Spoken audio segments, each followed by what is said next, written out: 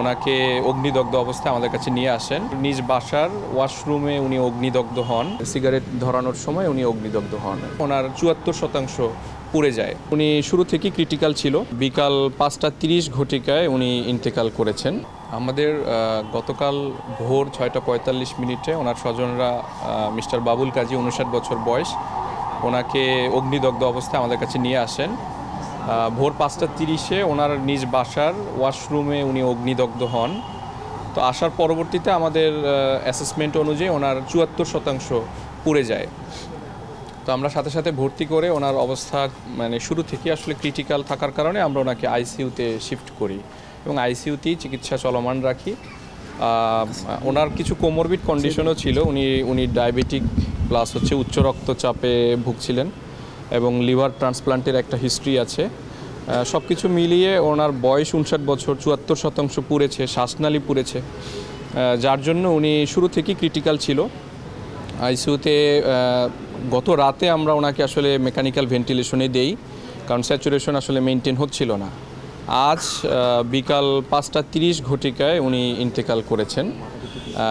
আর ১৬ সদস্যের একটি medical board গঠন করা হয়েছিল। গতকালকে মেডিকেল বোর্ড হয়েছে, আজকেও মেডিকেল বোর্ড হয়েছে এবং আজকে ওনাকে ওটিতে ড্রেসিংও করা হয়েছিল। তো এরকমেরও সিদ্ধান্ত ছিল যে ওনার কন্ডিশন যদি স্টেবল থাকে তাহলে আমরা আগামী দিন আবার ড্রেসিং করব। তো আসলে সে সুযোগটা আর হয়ে ওঠেনি, বাট আমাদের জায়গা থেকে সর্বোচ্চ যা যা করা দরকার ছিল আমরা সব কিছুই করেছি। ৩০-৩৫% বার্ন হলেই আমরা আসলে মেজর বার্ন হিসেবে ট্রিট করি। তো বিশ্বের যে কোনো জায়গায় মেজর বার্ন ট্রিটমেন্ট করা এবং সেই সকল পেশেন্টকে বাঁচানো একটু চ্যালেঞ্জিং বিষয়। তো ওনার বয়স প্লাস ৭৪% যে পুড়েছে, সব কিছু মিলিয়ে ওনার আসলে যে রিস্কের যে পোর্শনটা, ওনার সেই রিস্কের পোর্শনটা আসলে বেশি ছিল, যার জন্য আমাদের আন্তর্জাতিক মানের চিকিৎসা আমরা দিচ্ছি।